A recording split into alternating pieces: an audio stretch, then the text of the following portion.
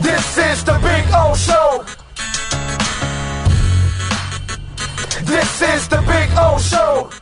Big O, haven't heard you speak of who you think is the best available tackles. I don't know who's available. Like somebody sent in what's it called? I forget. They sent in a couple guys that Eric Fisher, like he's retired. He's retired. That guy's not trying to play. The other guy was the guy that played for the Patriots. Somebody sent in the name. You guys are just throwing names out there and you're pulling them out of your ass. You know, if those type of players were actually in shape and trying to play, that would be out there. They're not trying to play. Eric Fisher retired. He's done. Well, with the other guy, damn it, a whole bunch of texts come in. I don't know if I can find it now. It's not great radio for me to start trying to find the damn text, but people sent in some names and I read them as I was, doing the fantasy segment, and it's a soldier. So Solder, they sent that in. Those guys plus Fisher and him, they have a whole bunch of injuries. They wore down and they retired. They're watching football on a couch. They'll take a month to get back into shape, and you don't even know if they're ever going to be even close to what you need at this point in time. Let me put it this way, guys. Okay. When you had Dave Wanstead running your personnel department, or Jeff Ireland, or Mike Tannenbaum, I get you want to question everything. But let's be honest now. Greer, McKenzie, Allen, okay? 3 phenomenal personnel people that run this team, okay? Don't you think they got the best that's available out there already as it is? Right? They find talent all over the place. Don't you think that if they could find a better tackle, they would? I mean, they found Brandon Shell. That's like the best you can find out on the street. Better than Fisher. Better than Nate Solder. Better than some of those names that you guys brought up.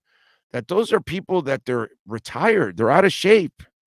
They're watching television. They're playing with their kids, if they have kids, or they're drinking beer with their buddies and bullshit. And they're not playing football. They're not in the football mindset anymore. So you guys throw out names out there. You don't even know if they're available. You don't even know if they're in shape. You don't even know if they have a career-threatening like injury that it's not worth it for them to play anymore. None of that stuff. I've never heard that Nate Solder wants to play. I've never heard that Eric Fisher is trying to play or anything. None of that's been ever reported. And linemen are going down every week. As I said, I think on the post-game show or last week on Friday or Thursday, what you're going to have to do is attack the practice squads.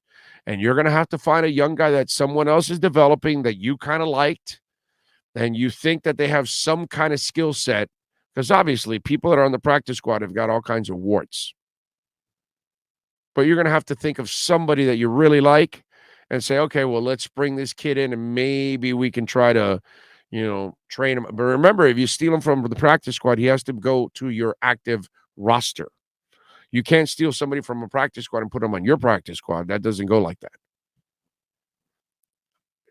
What I'm trying to tell you is trust these guys. I get we couldn't trust everybody else, but look at this team, dude. They're 8-3. They find Cater Kohu, and they find Brandon Shell, and they find Brandon Jones. These are people off the street. The Veron McKinley kid picked up an interception yesterday. Another street kid. They find guys all the time. Duke Riley has developed into a nice player for this team.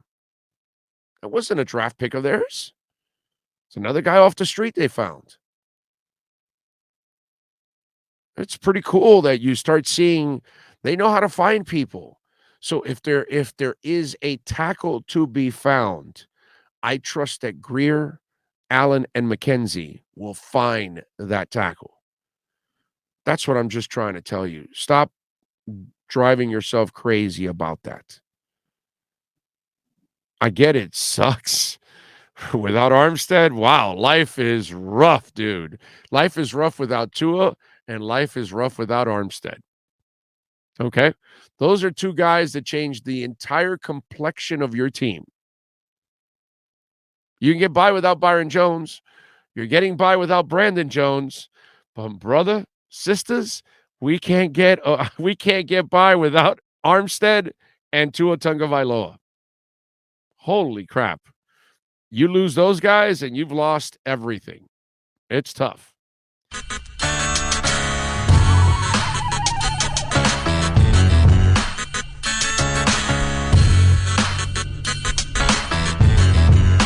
This is the Big O Show.